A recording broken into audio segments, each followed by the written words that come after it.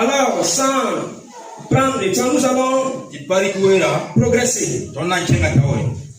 Alors, nous avons lu dans Ecclésiaste, chapitre 3, le verset 1. Jusqu'au verset 9. C'est un livre de l'Ancien Testament.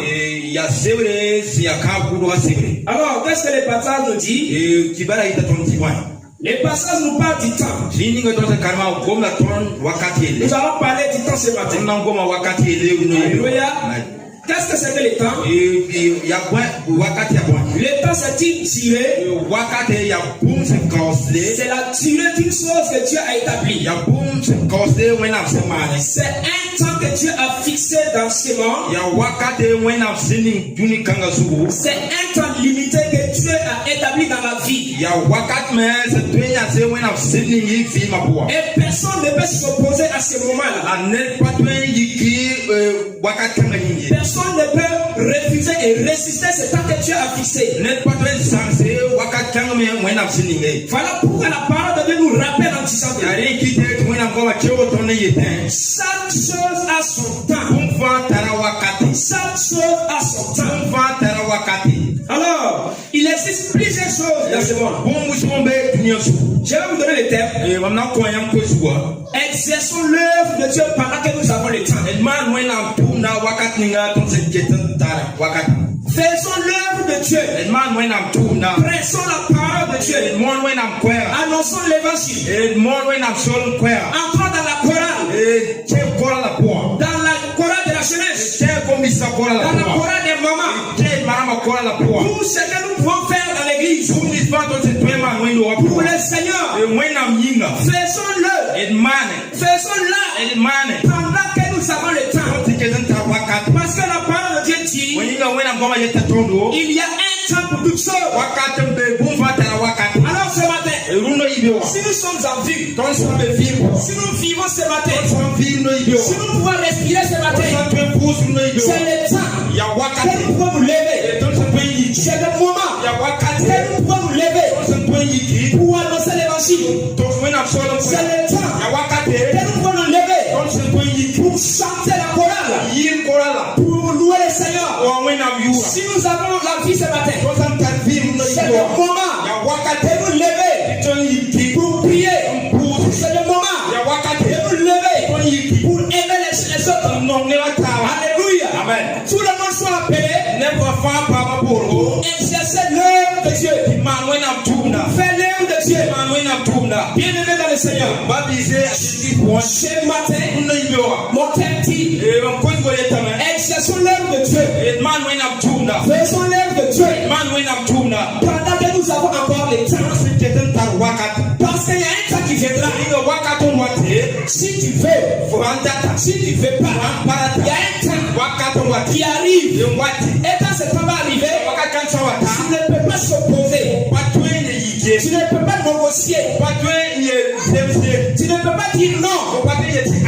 Il y a un temps qui arrive. Même si ce n'est pas la mort, il y a un temps de vieillesse qui arrive.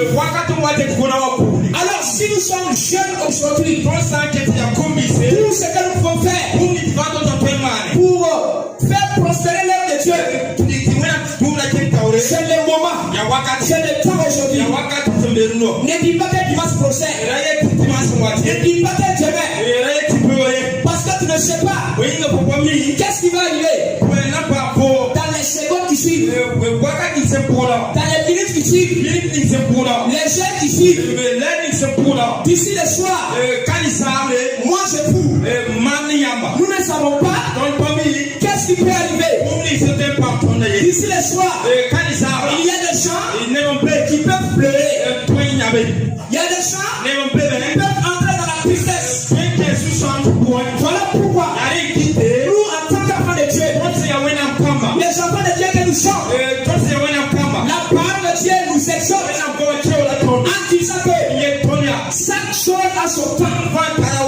Alors, Ecclésiaste chapitre 3, verset 1er. Il est écrit, il y a un temps pour tout. Alléluia.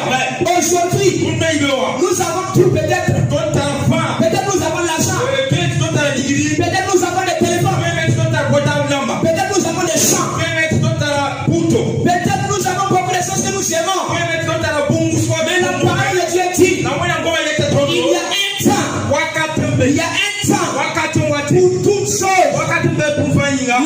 nous savons, il y a un temps, nous sommes dans le monde. Pendant un moment seulement. Nous vivons pendant un moment. Nous savons pour Dieu pendant un moment. Nous prêchons pendant un moment. Aujourd'hui, nous pouvons réaliser beaucoup de choses. Nous avons la vie.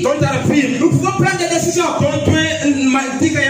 Si nous ne les faisons pas, si nous disons que demain, si nous disons que l'année prochaine, si nous disons que l'année qui procède, la parole de Dieu te dit ce matin. Attention.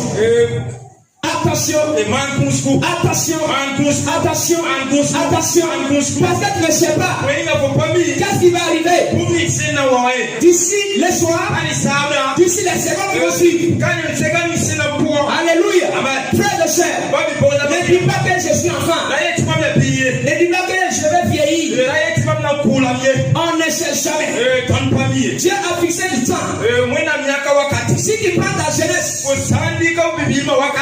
train de faire du n'importe quoi, en train de poursuivre les morts, en train de poursuivre les mal, en train de poursuivre les péchés, Dieu, quand Dieu va voir cela, quand Dieu va voir ta mauvaise vie, il peut décider. Dieu lui-même, il peut te livrer aux sorciers. Parce que si n'est pas important pour Dieu, Dieu ne garde pas celui qui est important. Voilà pourquoi dans Matthieu chapitre 21, le verset 21, Jésus a dit un figuier qui était arrêté.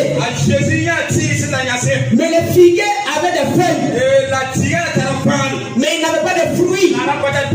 La Bible dit que Jésus, quand Jésus a vu le figuier, il a pensé à son cœur qu'il va passer voir s'il pourrait trouver du fruit pour manger. Parce qu'il avait faim.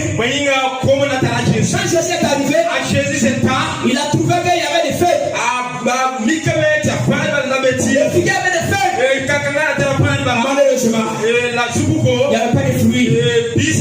Jésus a dit, toi, les mauvais figuiers qui ne portent pas de fruits, à partir d'aujourd'hui, personne ne mangera de fruits. Et il a maudit ce figuier. Et le figuier est cessé. Le figuier a cessé. Alléluia. Ce matin, si nous voulons vivre longtemps, il faudrait qu'on obéisse à la parole de Dieu. Si nous voulons vivre longtemps, si nous voulons vivre une faire l'œuvre de Dieu, il faudrait qu'on marche dans la volonté de Dieu. Parce que c'est dans la volonté de Dieu que nous sommes protégés. Alléluia. Amen. Parce que la Bible dit, restez en Jérusalem. Car c'est en Jérusalem que le Saint-Esprit va venir. Tout ce qui est en Jérusalem, dans la chambre haute, quand le Saint-Esprit est venu, le Saint-Esprit n'est pas allé chercher qui n'était pas dans la chambre haute. Le Saint-Esprit a rempli tout ce qui était dans la chambre haute. Alléluia. Ce matin, Dieu va nous visiter. La gloire de Dieu va se manifester. Maintenant, la question est est-ce que nous sommes à Jérusalem? Est-ce que nous sommes dans la sainte vie? Est-ce que nous menons une vie de sainteté? Est-ce que nous menons une vie de sanctification? Si nous savons, ce n'est pas un problème.